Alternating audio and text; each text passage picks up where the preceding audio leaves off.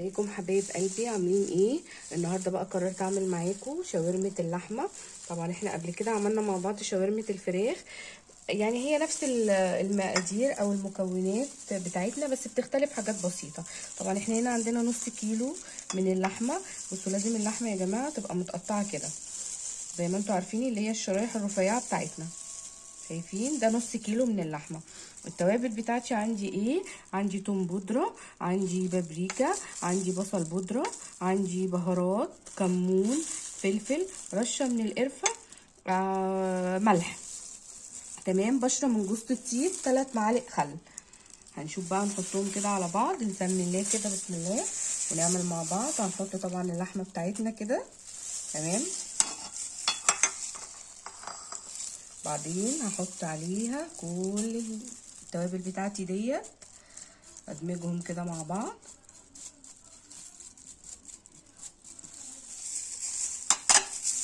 واقلب، نقلبها كده مع بعض. تمام، زي ما انتم شايفين كده. وبعدين هرش رشه، يعني هعمل كده بشره جوز الطيب، بشره كده من جوز الطيب. طبعا احنا في الفراخ ما كناش بنحط بشره جوز الطيب، كنا بنحط ايه؟ كنا بنحط جنزبيل، فهو ده الاختلاف يعني. مكناش بنحط قرفه برضو في الفراخ. هنحط 3 معالق الخل بتوعنا وهنقلب. ويا جماعه نسيبها في التتبيله ديت، نحطها في التلاجة لمده ساعتين، مش اقل من ساعتين، عشان تشرب من التتبيله بتاعتنا. ان شاء الله كده بعد الساعتين هوريكم هنسويها ازاي ونعملها مع بعض ازاي. بس بصوا حبايب قلبي بقى، ده شكلها طبعا بعد ما اتبلت معانا. بصوا عامله ازاي. طبعا كده ايه، انا سبتها زي ما قلت لكم ساعتين. تمام. طبعا انا هنا عندي الطاسه بتاعتي حاطه فيها حبه من الزيت وسايباهم يسخنوا. طبعا لازم يسخنوا قوي. وهحط ايه اللحمه كده بسم الله الرحمن الرحيم عليهم، حتى اللي نازل ده من اللحمه هحطه عليه. تمام. واقلب،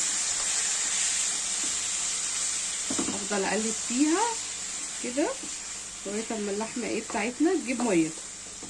تمام. بس هسيبها شويه كده على النار، وبعدين هوريكم هنعمل ايه. على بال بقى ما تتعمل كده حبه، هنعمل ايه؟ هنعمل شويه سلطه طحينه. يعني على بال ما تتحمر كده حبه اللحمه بتاعتنا وتجيب ميتها. تمام. هنعمل ايه؟ حبه سلطه طحينه، هوريكم بقى نعملهم ازاي.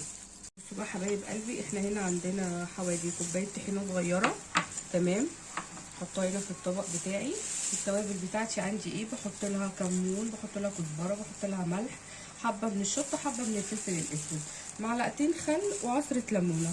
طبعا انا هنا بحط لها يا جماعه، بحط لها حبه ميه دافيه. ليه؟ عشان الطحينه بتاعتي تتفك. حبه كده من الميه الدافيه. تمام. وافضل اقلب، هتلاقي ايه التكتل بتاع الطحينه ده فك معايا. افضل شايفين انا كده ايه بفك التكتل. طبعا هي لسه تقيله، لسه عايزه شويه ميه احط لها. وما تخافوش، هي بعد كده لما بتقعد شويه في التلاجة بتتقل. تمام. افضل اقلب زي ما انتم شايفين كده.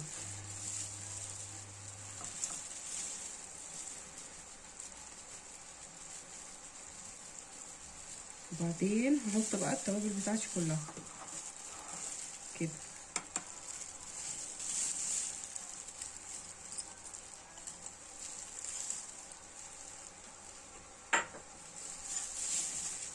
واقلب.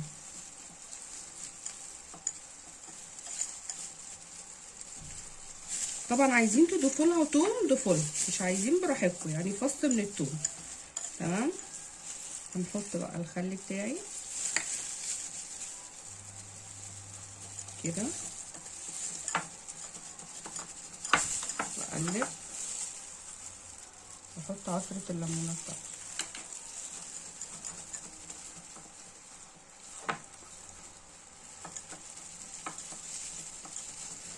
هفضل ايه اقلب كده. شايفين بقى السلك بتاعها؟ السلك بتاعها ده حلو جدا. انا مش حابه احط لها توم، بس اللي حابب يحط لها توم يحط لها حبه من البقدونس. انا بصراحه ما كانش متوفر عندي، عشان كده ايه ما حطيتش. بس وتحطوها بقى في التلاجة شويه على بال ما الشاورما بتاعتنا تستوي. واحلى سلطه طحينه. جربوها. بقى حبايب قلبي شايفين الشاورما جابت ميتها ازاي؟ في المرحله دي بقى انا هحط ايه؟ البصل بتاعي. طبعا انتوا عارفين ان احنا بنقطع البصل بتاعنا كده جوليان، هي بصلتين او بصلايه يعني حسب كميه البصل اللي انتوا تحبوه. تمام. واسيبه بقى ايه البصل معاها شويه بس كده وقلب. افضل اقلب واخليها ايه في البصل بتاعي كده شويه. وبعدين بقى ايه هنحط لها الطماطم وهحط لها انا فلفل. اللي عايز يحط لها شويه بقدونس ممكن يحط لها حبه من البقدونس. ده بقى حبايب قلبي شكلها النهائي بعد ما عملناها. بصوا تحفه ازاي، ولا ريحتها يا جماعه ولا طعمها جميل جدا. ودي طبعا الطحينه اللي عملناها مع بعض ماشي. ومعاها بقى ايه جنبيها مخلل، فاكرين اللفت اللي خليناه مع بعض؟ هو دوت ماشي برضو تحفه. وكلوها بقى مع فينو مع عيش سوري براحتكم بقى.